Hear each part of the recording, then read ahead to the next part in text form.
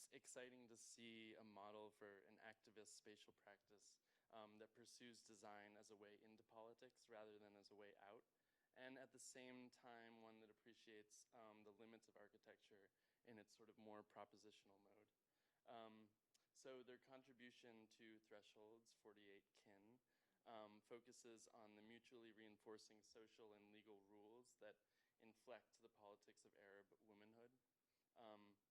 The piece pierces the authority of legalese, the crust of tradition, the flourish of rhetoric, the sheen of a new app, what some feminist thinkers would call the patriarchal order of the symbolic, to show how power makes itself known in and on abject bodies. Through a kind of reverse forensics, they bring into appearance the maternal, the feminine subject, made vulnerable, stripped, remade as the object of custodial management and intervention and touching, and the incredible double binds that women in these contexts must negotiate. So thank you all for coming, and we're excited to see what they have to share with us tonight. Thanks.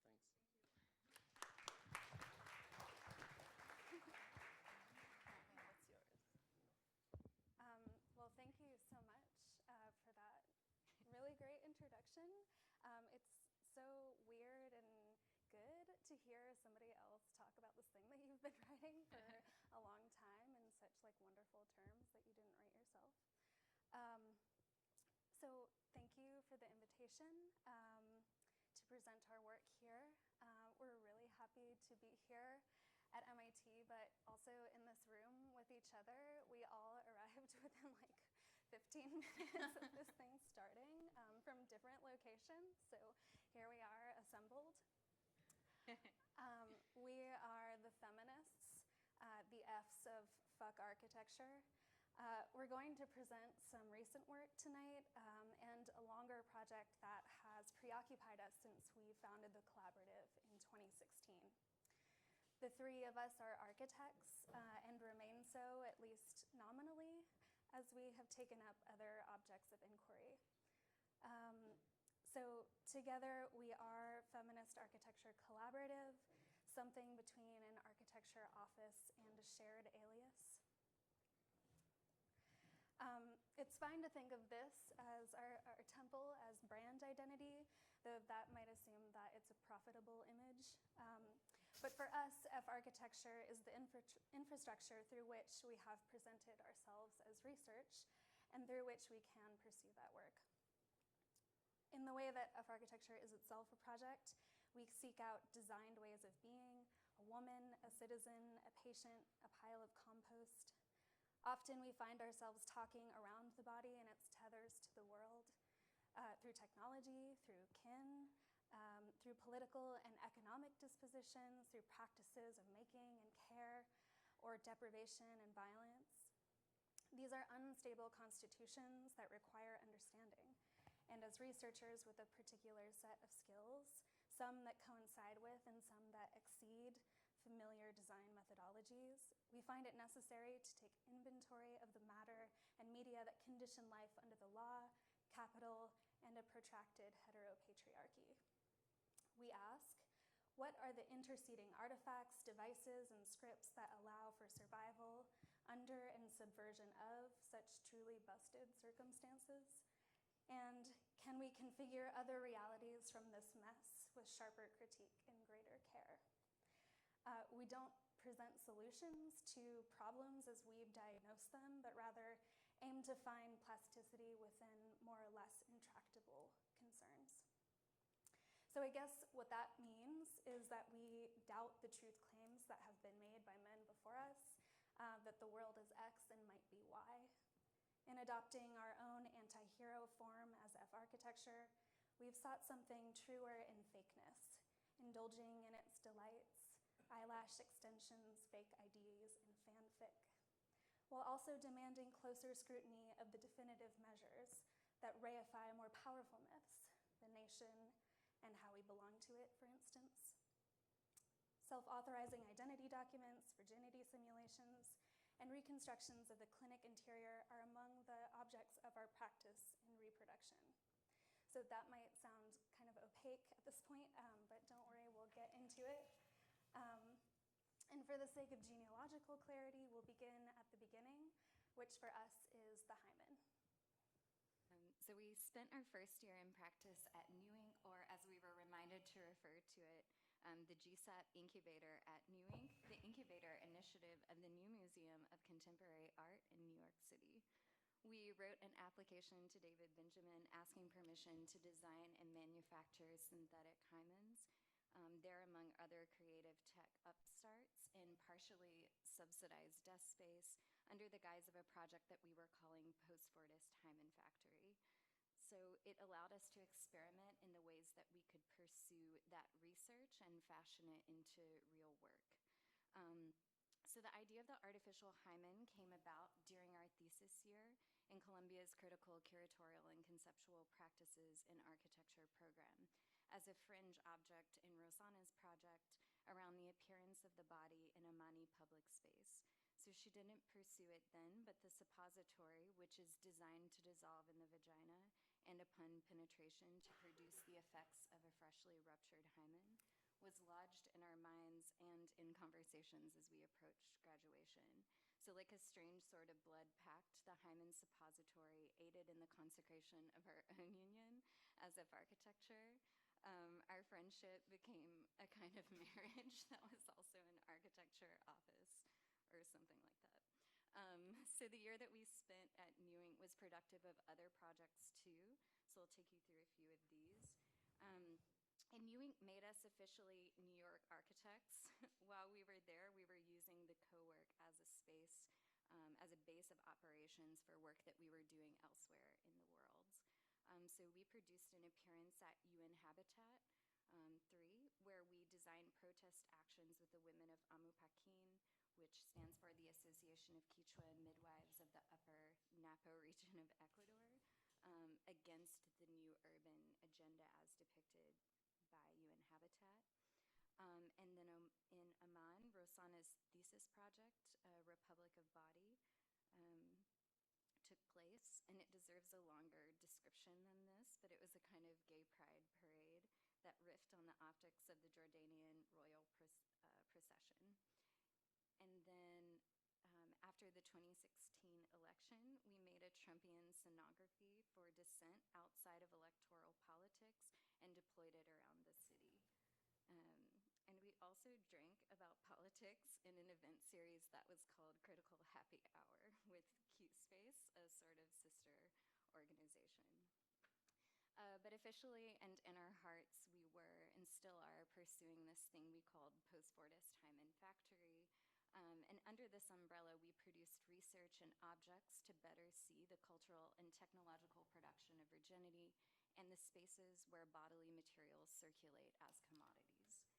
It instigated a series of public design interventions, namely the manufacture and launch of our own critical hymen objects, to intervene in an existing market where artificial hymens are already bought and sold, and disrupt the construction of virginity as a medical, legal, and cultural construct.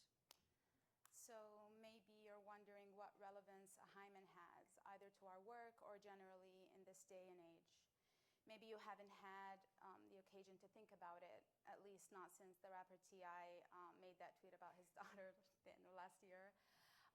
There's something about the persistence of the virginity concept and what might appear to be global sexual liberalization. Virginity is not something that this project sees as lost, but that has taken up market-driven forms. We're interested in the ways that virginity discourses still organize the idea and experience of cis womanhood around the world.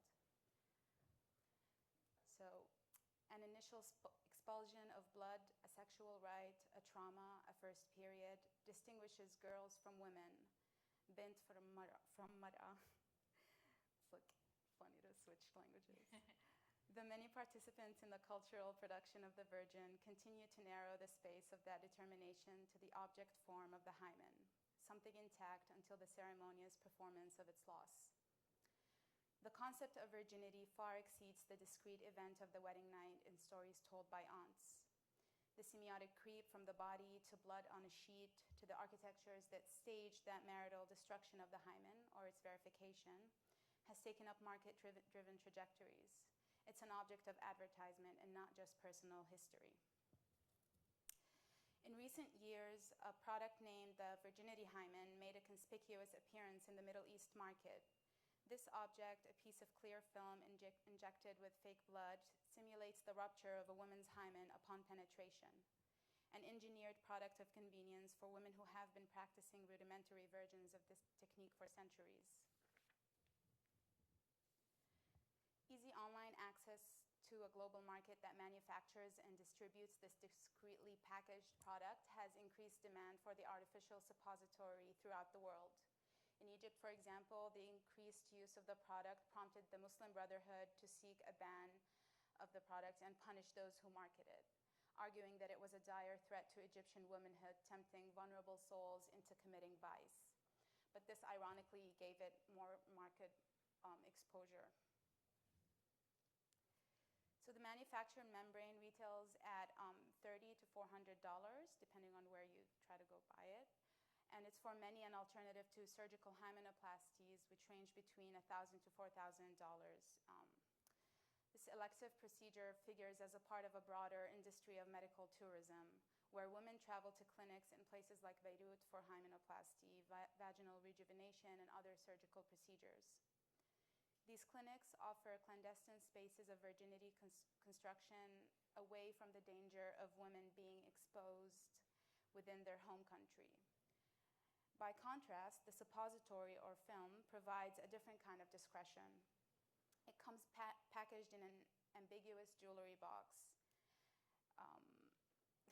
but the risk of exposure remains if the suppository ceases to function correctly or appears inauthentic.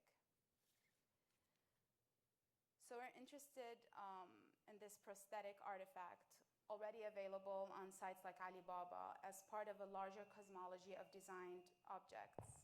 Speculums, anti-rape condoms, catamenial garments, high-tech menstruation gear that help to shape the appearance and performance of the gendered body. As an object of invention, the simulated hymen might be open to other possibilities, applications, and desires, and route around the gender regime that already designs the body at a sociocultural scale. Narrowing in on this decisive bodily threshold, we took a stab at questions like, what is a hymen that can be worn, painted on as a cosmetic, one that extends far beyond the threshold of the skin, one that fills the room like a rug, or finds other uses as a furniture? So another outcome of this research was a bunch of writing and talking, which was a way of doing work for us in our first couple of years. But we also found that a lot of explanation was necessary when you have a project about something like an artificial hymen. But its object status as a fake allows us to see an otherwise inarticulable thing more clearly. As a commodity, the hymen and its simulations take on renewed consequence to the agency and self-possession of women throughout the world, and especially those in the MENA region, where virginity is a status enforced through long-standing and evolving forms of scrutiny over the female body. No longer a biological fact, the hymen as an object of sale expands the possible scenes for its destruction and verification to sites of production and adoption. These products are inserted, implanted, and made in labs, clinics, and private homes, and distributed around the world. The insertable hymen activates new performances of virginity to the point of sale to its expulsion, from the point of sale to its expulsion from the body. From the shelves of obscure local distributors to the carts of virginity-focused online retailers, the performative quality of this commodity unveils a broad set of commercial territories. So the bulk of the work on Fortis Hymen Factory was done in 2016 and 2017, our first and second year together in practice. But we recently had the occasion to represent the project at the Milan Triennial a few weeks ago, where we emphasized the artifacts that help to constitute the virginity concept and the hymen as a commodity. The exhibition, The State of the Art of Architecture, curated by Joseph Grima, was inspired by Walter Benjamin's essay, Unpacking My Library, and by Duchamp's La Boîte sans valise. We were essentially invited to present our concerns as the concerns of the discipline in the form of objects that could fit into a single piece of checked luggage.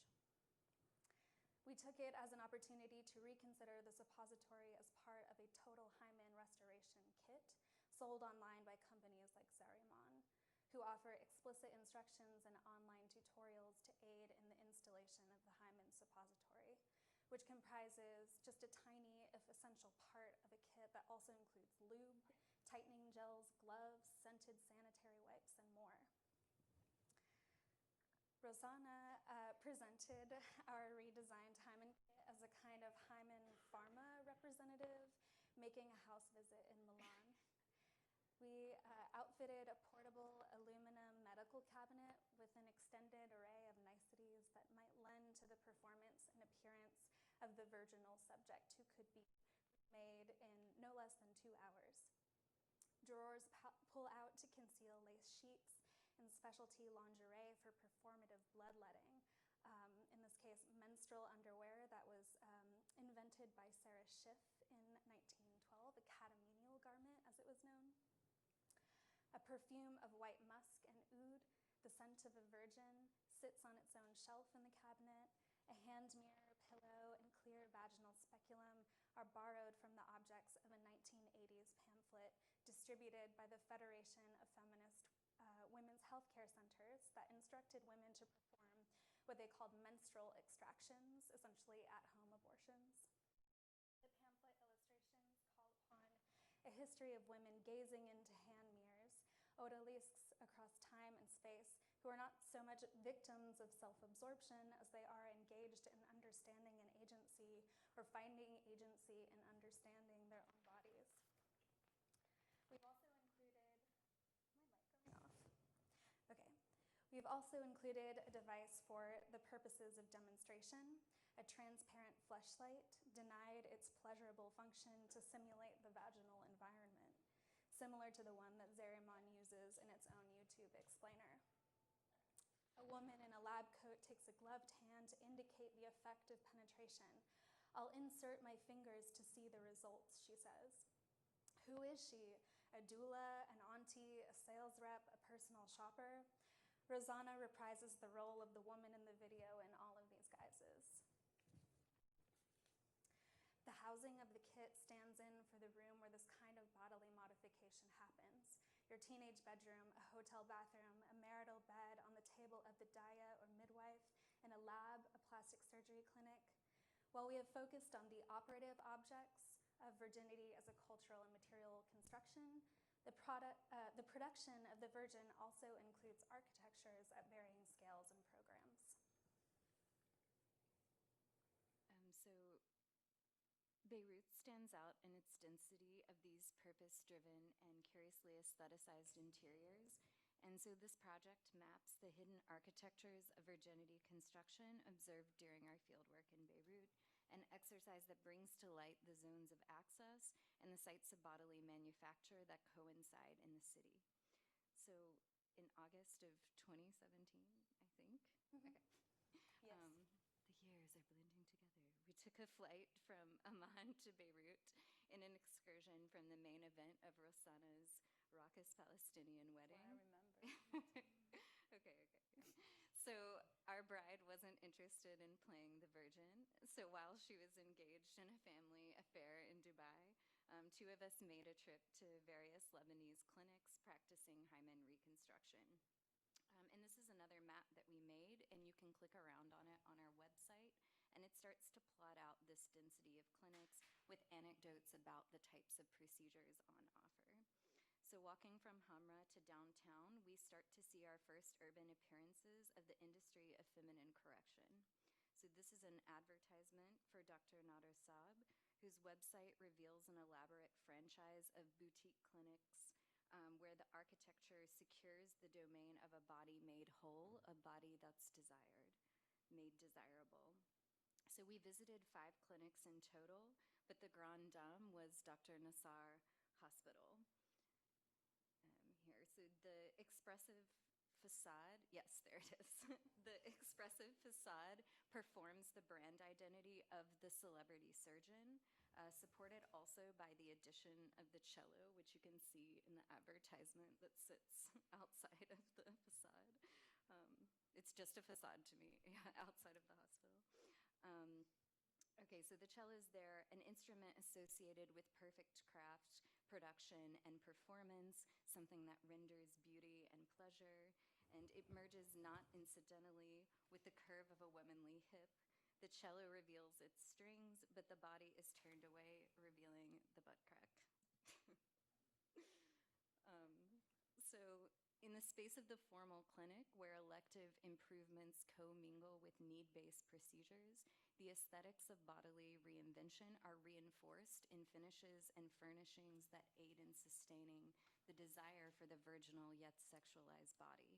And this is especially clear in the waiting room. So bedecked in leggy furniture and stylized representations of the bodies that women of means can acquire. And this is a kind of mythological clinic space that we had glimpsed online and in YouTube videos. It's a kind of parlor where women congregate but don't speak to each other. The furniture is arranged around tables and in groups that might allow for conversation, but Lebanese fashion television is the only sound that fills the room. And then, yeah, so next. This suite is one of the many thematic rooms, from classic to modern to fashion girl, and also represents this space as a conflation of the spa and hospital.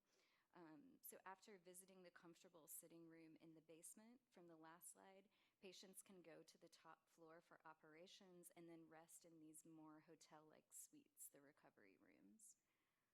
Also the site of Dr. Nassar's own entertainment, as seen in this video of the hospital's christening, a party complete with models.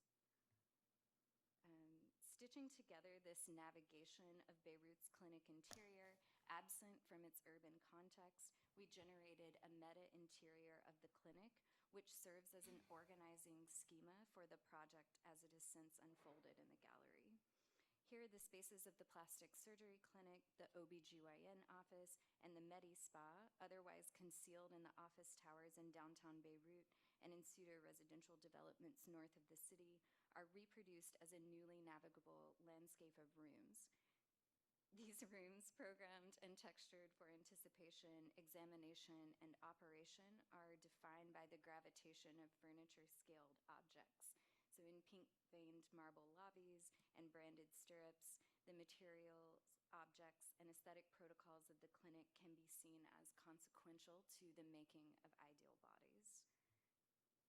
And in an attempt to convey the affect of these interiors, we began searching and shopping for furnishings for our own clinic on sites like Revit City, maybe you've been there, and other open source outlets where we acquired typicals, as they're called, for the office and the medical office from Herman Miller. And we also ended up finding exact replicas for a boutique hotel hospital that's currently under construction on the outskirts of Beirut that we visited only through its renders. So at VPAR Gallery, we had the opportunity to present this research at a one-to-one scale. That is, in the reproduction of a typology of rooms we found in the fieldwork, like the lobby, exam room, and recovery suite. This makes up the physical staging of our exhibition, but is also augmented with the VR view into the clinic interior. The material, textiles, and finishes which stage the exhibition of our designed hymen objects are exported from the sites that we documented, but enhanced in the specific aesthetic fantasy that they help to produce in the clinic. These hymen objects are the outcome of our research into simulated virginity that intervenes critically at the level of the commodity object. A hymen that isn't inserted, but one you can sit on, see yourself, apply as a cosmetic, walk on like a carpet, and so on. At the center of the gallery, you are called into an exam room, a curtained space and a site of intense scrutiny. It's where the body is laid bare for a medical gaze, but where you are also asked to recline, lay back, relax, shift your hips to the edge of the cushion table, please. In this case, our furniture scale Hyman object turns that view back to the seen body, a surface for relaxation, reflection, but not absorption. Drawing from a history of women situated between cushions and hand mirrors, we leave odalisque, me, you, us, to her own devices. What escapes her pools there in a reflective surface for her own use. This Hyman object borrows from a history of the inflatable chair, something actually invented by a woman in the 1950s, but repeatedly shown by late modernist Italian designers with beautiful models draped across the transparent surface into the 60s and 70s. And again, we have the reference to feminist pamphlets that instructed women how to perform DIY gynecological care at home. We were interested in appropriating the architecture of the exam room, but imbuing it with something that could resist the medical scrutiny over the body that clinical architecture typically produces. In the chair of the examination room, you are also transported to the operating room, accessed by adorning yourself with the VR headset, a device that makes contiguous the atmosphere of the clinic and its common elements and the body. It's an intimate inside, an interior that is worn. While reclining, you'll hear the voices of women who've sought hymenoplasty in the soundscape, describing the circumstances that led them to seek the procedure and their experience in the operation. And just as we have negotiated our own access to the clandestine space of the clinic, here again, through VR, we also must engage the question of access to VR itself and whose stories can be told with the technology. The interiors of the clinic are protected by a series of doors, guards, and other secure measures. But access to VR space, the literal megabytes and processing power you're able to afford, is similarly mediated by a set of class concerns. Who's represented here, whose voices are heard, and who is doing the listening must be addressed as VR becomes a kind of fixture in exhibition practice. Resisting the impulse to leverage the currency of empathy to paint the viewer as someone who can do something or provide something to the person speaking, we instead attempt to add complexity to our understanding of choice and enable listening even where people feel vulnerable in admitting their own choices. Before you make your way into stirrups, you're received into a kind of anteroom that features its own projected view onto the waiting rooms of the VR model, so another site where you access the VR. The clinic lobby is a space that caters to desire and anticipates the business of modification. It's a site of intense display, and it's furnished accordingly, if you think back to Dr. Nassar's hospital.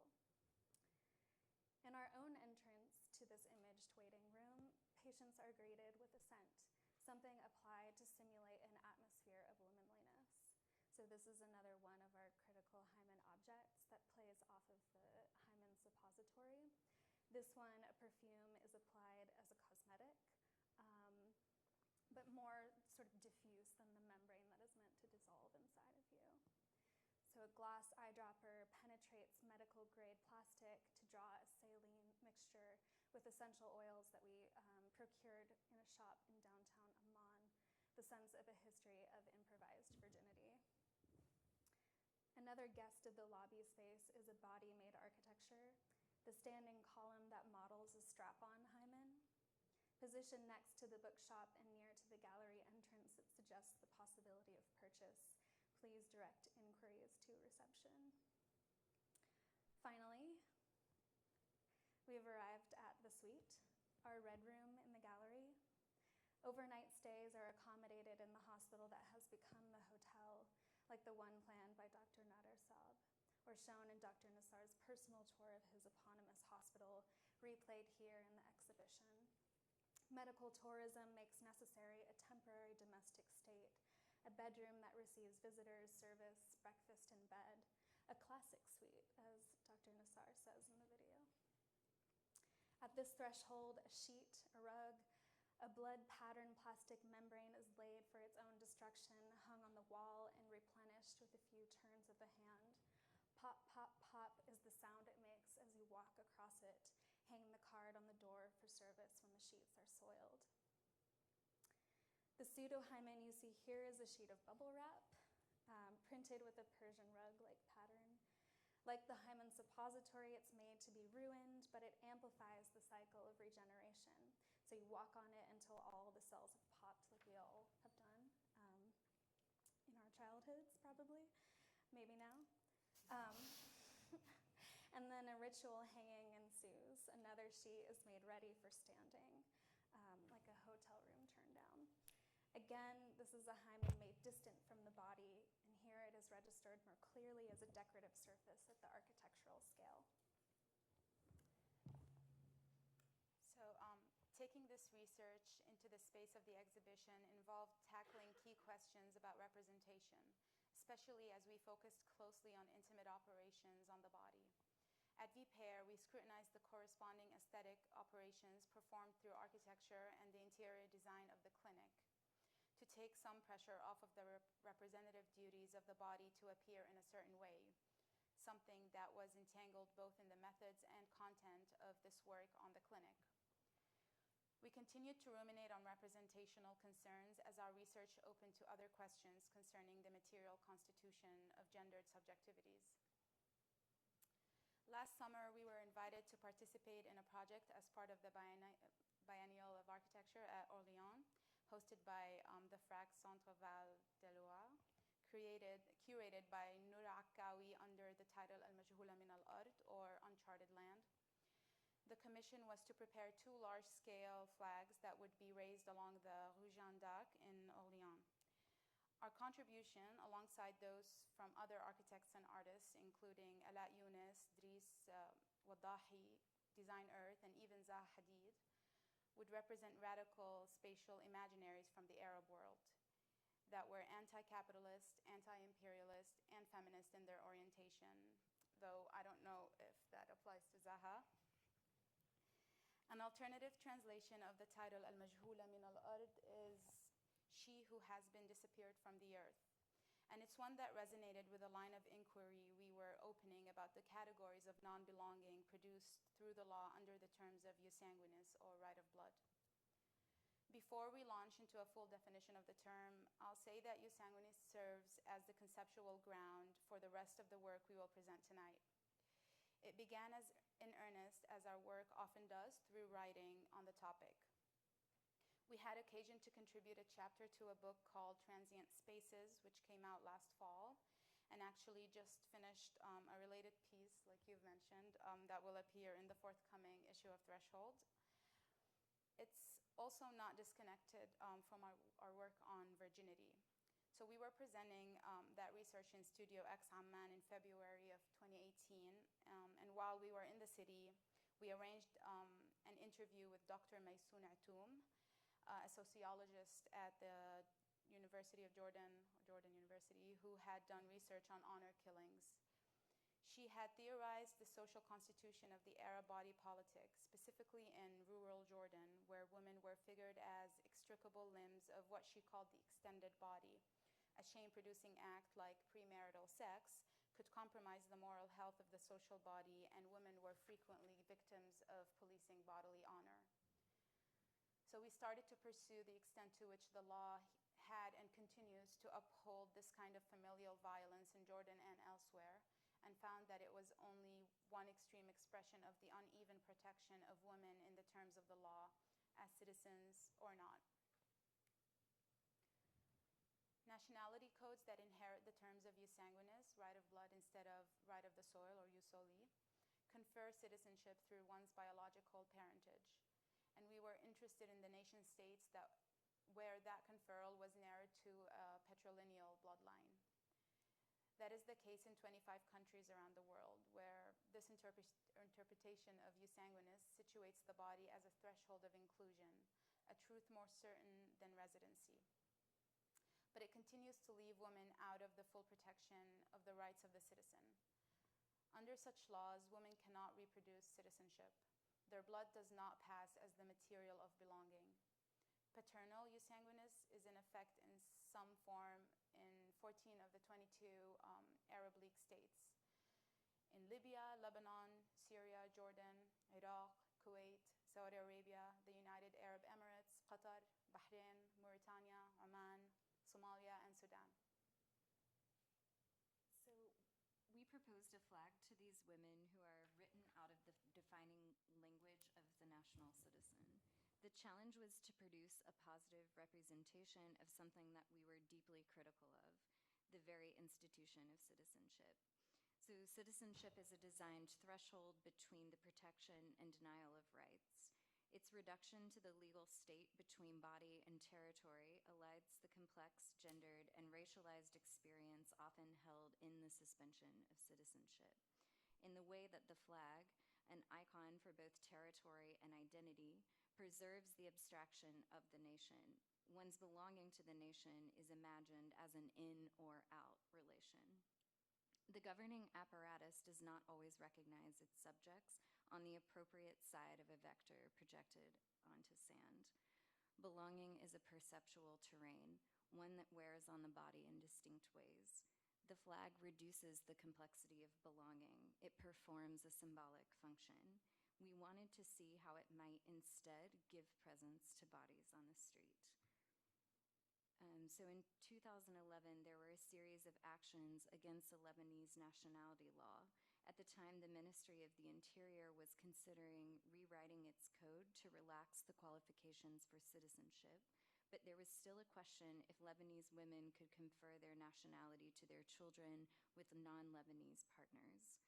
So one of the actions organized by the Women's Nationality Partnership in Lebanon involved a demonstrative blood-giving action, wherein ambulances outside the Interior Ministry building in Beirut, women had their blood drawn and demanded it be tested for its Lebanese-ness, asking, is it somehow different than their fathers and brothers? There was something absurd in offering one's biomaterial, one's blood, up as evidence of nationality, and the performative aspect of that demonstration was so powerful in conveying the disparity between one's own being and the national apparatus that classifies it. So taking inspiration from this image, we reconstructed that performance of giving blood as part of a live image that brought together other artifacts and gestures that speak to intimate relations to citizenship: the IV, the family passport, the wedding ring, Saudi Arabia's Abshare app, and so on. In producing this live image, we aim to move away from the production of evidence of one's proper belonging and instead perform the embodied relationships between women and the state that resist the flattening of national identity to a symbol. A flag to the children of Jordanian women, to those living under evolving guardianship, to the Badoon and others without. We aim at a representation that opens the pages of documents that do not pass, that turn a gaze on custody withheld, that grasp with manicured claws at an Arab body politic that readily consumes the bodies of women. And we assert that the political subjectivity of the Arab woman against the limiting postures she must assume under both national exclusion and patriarchal control. These are their inextricable limbs. We presented Rite of Blood, Left of the Earth in Orléans in October of last year, the very same week that we showed Cosmo Clinical Interiors of Beirut in Singapore. Virginia and I went to France, and Rosanna installed at NTU. It's a two-way split that we find ourselves doing more frequently these days. But this past December, the three of us made our way back to Amman to begin a residency at the lab at Darat al-Funun, where we developed our research into the complex legal situation codified by Jus Sanguinis, with particular reference to its reality in Jordan, and prepared an exhibition on our findings.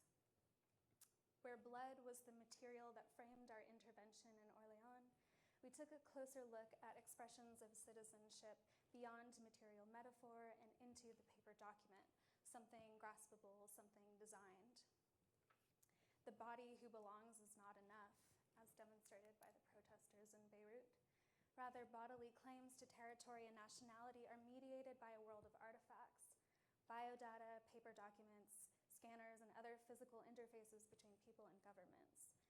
The governing apparatus does not always recognize its subjects on the appropriate side of a line projected onto sand. You can tell what language we have used for different lectures that is now getting collaged together.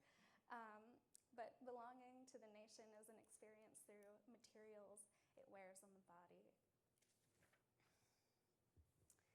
When the paper document attests to the identity of its holder through paternity and nationality, women are challenged to present the proper evidence of their belonging.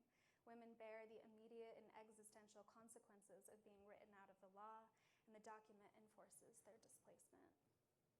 This project seeks possibility in counterfeits. It does not aim to reduce papers that pass, but criticizes the very media of national identity. So for the exhibition, the gallery wears the disguise of the passport office. In it, we examine the language of the law, legal documents, their methods of design, and spaces of procurement. Does the identity document have the capacity for inclusion? If the political subjectivity of womanhood is narrowly defined by the law, we must identify the techniques that design her citizenship.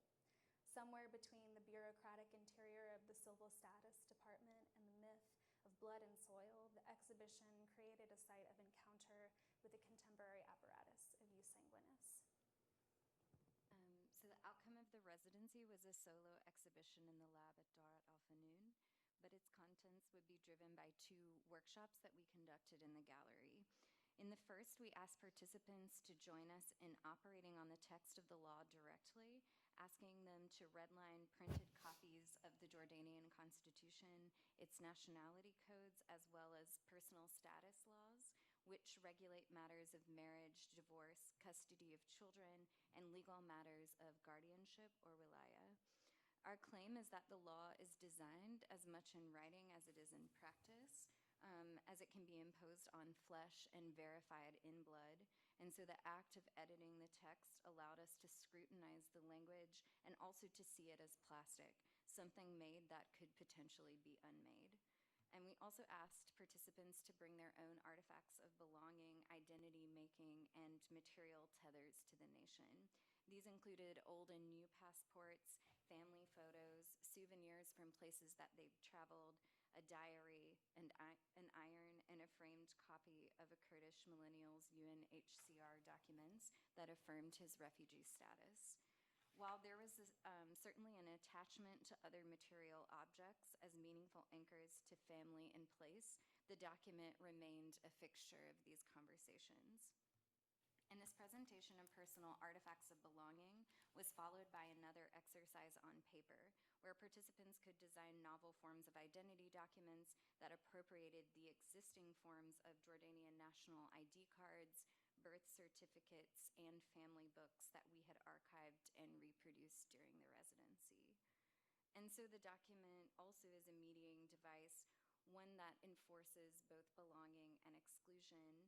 It's designed to express and enforce particular attachments to the nation. So small semantic differences in the ways that the documents are designed can reveal great differences in power. For example, the Jordanian national ID card is replete with imagery of state heritage. Petra is a decorative layer that's in the background. And that is more obvious when you compare it to the flat yellow ID card for the children of Jordanian women, which is there. So the record of this conversation, a video taken from an overhead camera focused on the workshop table, appeared again in the exhibition, projected back onto that same table. And the exhibition itself took the form of something like a passport office, but one that allowed for a critical look at the documents designed to secure official belonging to the nation, asking to whom are they offered and how are they procured. And like in the workshops, we designed a situation in which gallery visitors could take a selfie in the gallery and compose a photo ID document, modifying the existing templates, and they could stamp it too. This piece, Mazaya, reflects on the coverage on recent provisions made for the non-citizen children of Jordanian women. In 2014, the Jordanian parliament approved amendments to Article 8 of its nationality code that extended civil rights to the children of Jordanian women, Abna al-Urduniyat. When the law went into effect the following year, many of these women showed up at the Civil Status and Passport Department in Tabarbour in Amman to apply for a special yellow identification card like the ones Virginia showed you.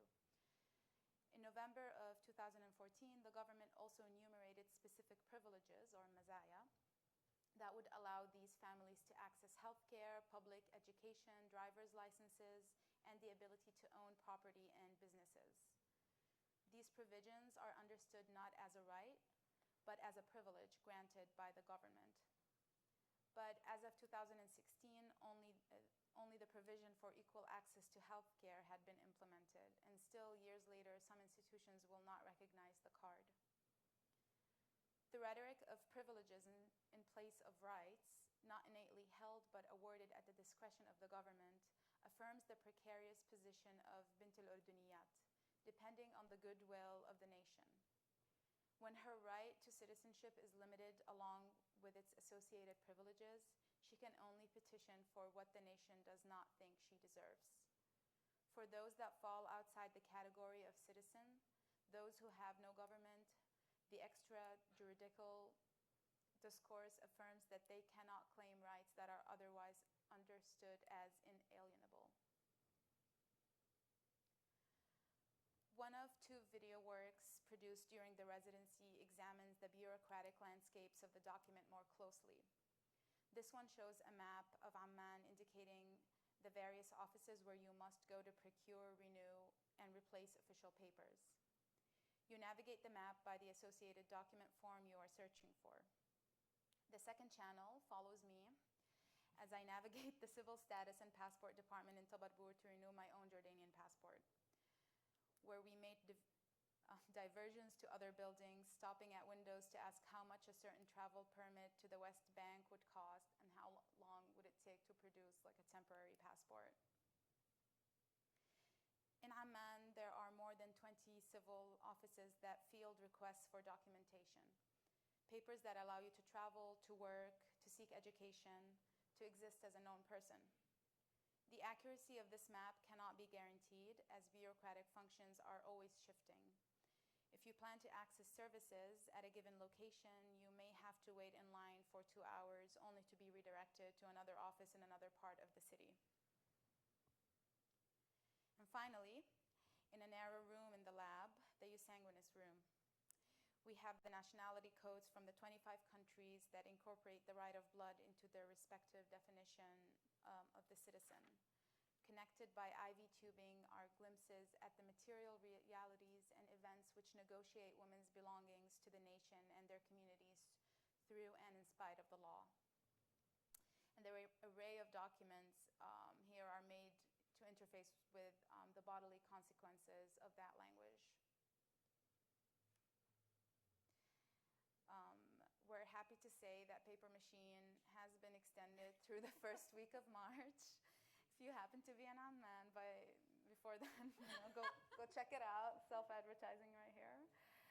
The following week of March, also, we're going to show another version of the exhibition in Vienna.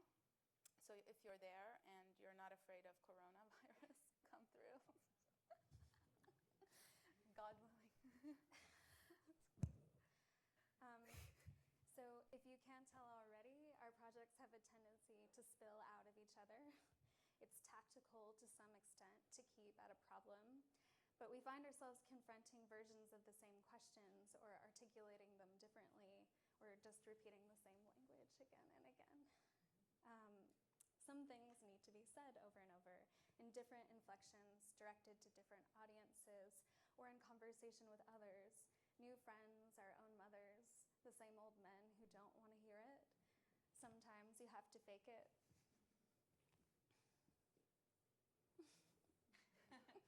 In reproducing the forms that construct the nation, that reshape the body, that fashion contemporary subjectivities within the frame of both oppression and subversion, urgency and desire, we found some productive recourse through the counterfeit.